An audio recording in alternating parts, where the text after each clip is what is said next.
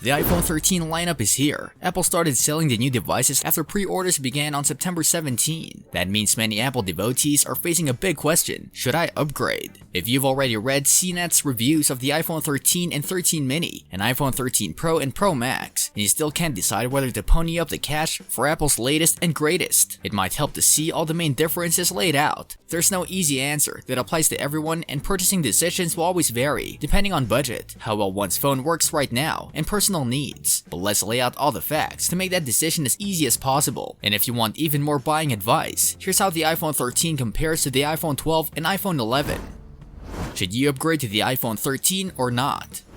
The short answer is that most iPhone 12 and iPhone 11 owners can probably skip this upgrade since their phone is probably still in great shape and there isn't a whole lot that meaningfully changes the experience. But those who own older models, specifically the iPhone XS and earlier, will likely have a lot to gain when it comes to camera features and battery life. Apple's older iPhones dating back to the iPhone 6s generation still support iOS 15, which launched earlier this week, but they won't feel nearly as fast and powerful as the most recent iPhone models. Here's a closer look at how the iPhone 13 compares to its predecessors.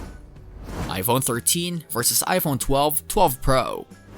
If you have an iPhone 12, there's little reason to upgrade right now. That's because the iPhone 12 has a lot in common with the iPhone 13. They both have 5G support, a vibrant OLED 6.1-inch screen, a fast processor, great cameras, and MagSafe accessory support. The biggest reasons to consider upgrading are the camera updates, especially for shooting video, and the longer battery life. All of Apple's new iPhones, including the standard iPhone 13 and 13 mini, are getting a new video shooting feature called Cinematic Mode, which automatically switches the focus between subjects to give footage a more film-like aesthetic. It looks like a neat trick for those who frequently use their phones for video projects. Apple says that Cinematic Mode takes advantage of the new A15 Bionic processor, but it's worth noting that Apple also has a history of bringing enhancements like these to previous iPhones through software updates. The wide camera on the standard models can also take in more light for better results, and the iPhone 13 and 13 mini inherit the iPhone 12 Pro Max's sensor shift technology for better stabilization. Apple is also introducing a new feature called photographic styles, which allows users to apply certain preferences across a scene in photos. Apple says it's different from a filter since it can apply the right adjustments to make sure elements like skin tone are preserved accurately. As is usually the case, Apple's bigger photography improvements can be found on the iPhone 13 Pro and 13 Pro Max. Night mode works on all three rear camera lenses, including the telephoto lens, and the Pro models can also take macro shots that can focus in on a subject as close as 2 centimeters. The iPhone 12 still has Apple's 12-megapixel dual camera system that comes with a wide and ultra-wide camera, while the iPhone 12 Pro line has Apple's 12-megapixel triple lens setup with wide, ultra-wide, and telephoto cameras. Most of the camera features are otherwise the same between generations, aside from the new capabilities available only on the iPhone 13 family mentioned here.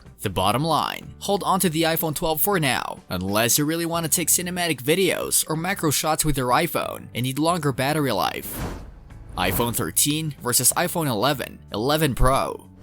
The iPhone 11 is only 2 years old, which means it's likely still running smoothly enough for most people. There are 2 major additions you'll be missing out on: 5G support and better cameras. That being said, the iPhone 11 still has a great camera that's suitable for casual photo takers that just want snapshots of their pets, children, and vacations. It has a 12-megapixel wide and ultra-wide main camera system, similar to the iPhone 13, that supports features like night mode and deep fusion, an image processing technique Apple introduced in the iPhone 11. The iPhone 11 Pro and Pro Max have a 12-megapixel triple lens camera that includes wide, telephoto, and ultra-wide lenses. But the iPhone 13 has extra perks that photo enthusiasts will appreciate, especially when it comes to video. There's the aforementioned cinematic mode, as well as improvements that the iPhone 12 gained last year, such as night mode time-lapse for videos and Dolby Vision HDR video recording. The main camera has photographic styles, sensor-based image stabilization, and a sensor that can take in more light. The bottom line: most people can probably hold onto their iPhone 11 or 11 Pro for another year, but videographers and photographers that need better cameras, longer battery life, and more storage for their projects could benefit from upgrading. What do you think about the iPhone 13? Would you upgrade? Let us know in the comment section. This brings us to the end of our video. I hope you enjoyed it. Hit like if you did, and don't forget to subscribe to our channel so that you don't miss any of our videos in the future. Also, watch the 2 videos that are on your screen because I'm sure you'll love them. With that, I'll see you in the next video.